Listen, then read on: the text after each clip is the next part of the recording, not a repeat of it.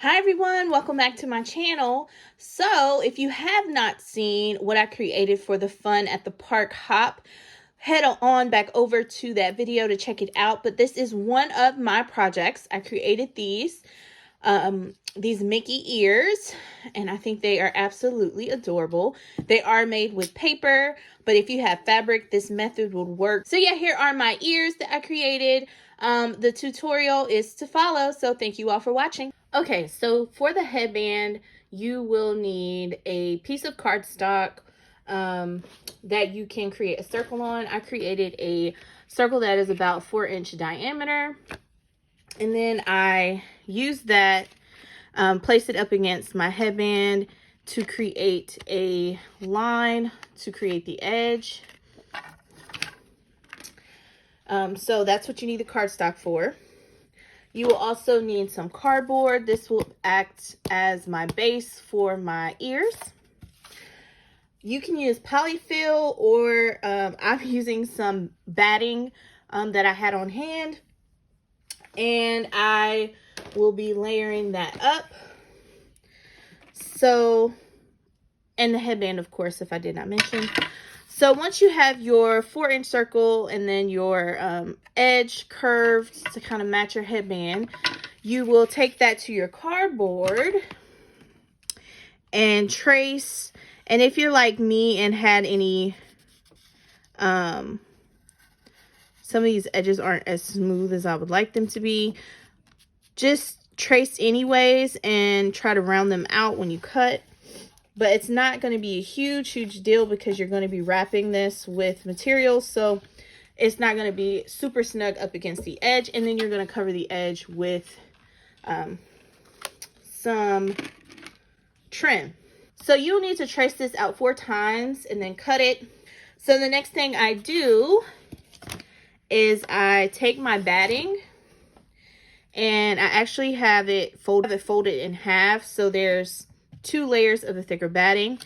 I hot glue this down, the first layer down, and just let the second layer lay on there.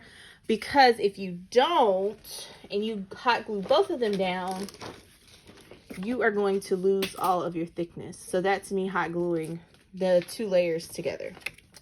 So now you have a thicker layer of batting, and we will get ready to cut our paper. All right, so I didn't mention at the beginning, but you will need one 12 by 12. And you are going to basically cut this into 6 by 6s. Since I'm working with the Essentials kit and it only has a limited number of 12 by 12s, I chose to use the one with the list on the back. So I don't really feel like I'm losing much of my pattern paper by using this page. It is going to throw me for a loop because I'm going to have to be mindful of. So again, you're going to cut that into 4 6 by 6s. So you will have one 6 by 6 that'll be able to accommodate one side of a mini ear. Guys, so here are my 6 by 6 squares. I did go ahead and waterproof my paper using some iron-on vinyl. I will have that link down below, but it still moves. It is waterproofed only on one side, but that's the only side that matters for this. So now what I'm going to do is take my ear cutouts that I created using that cardboard and that I have added the foam to, and place those onto one of the squares and just kind of eyeball the shape and cut that out with my scissors.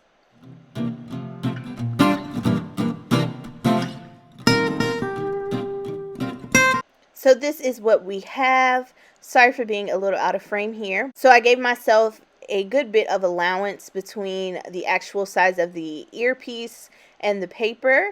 Now what I'm going to do is make sure that my hot glue gun is ready, and I'm going to take this page and cut slits all around.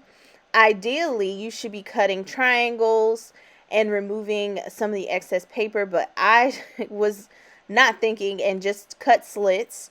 You're just going to add some glue and start adhering each piece, folding over and trying not to create any peaks in your paper. You want the edge of your ear to be as smooth as possible.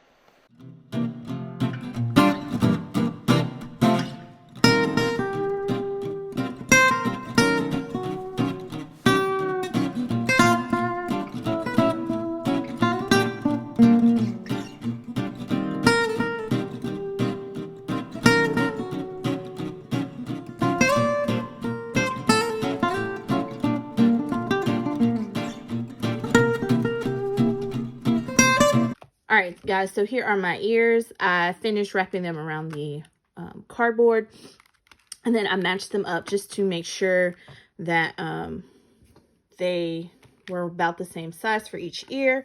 I even wrapped my headband. It was black. And for my trim, I'm using this trim in my stash I picked up from Hobby Lobby, but I'm going to be adding this to cover where my edges meet.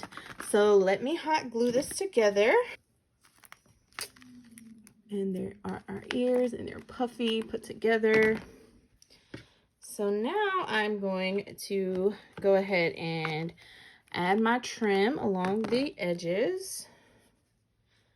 All right, so I made sure that wherever there was a gap, I squeezed in glue, and then I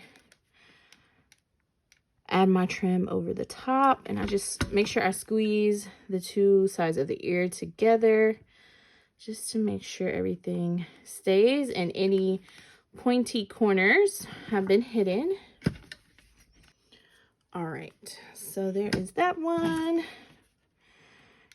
And I'm just going to make sure that I cut below where the edges line up, just so I can burn the excess and make sure this doesn't unravel.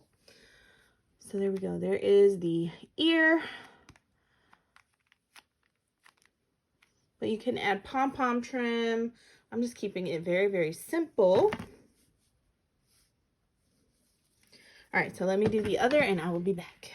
All right, so once you finish doing your ears, all you have to do is add them on to your headband. And you see I added a bow, and I even went back in and added some embellishments from the collection, a doodle pop, a felty that I created, and some of the icons and jewels. So yeah, that's what we have. Thank you all so much for watching, and have a great day.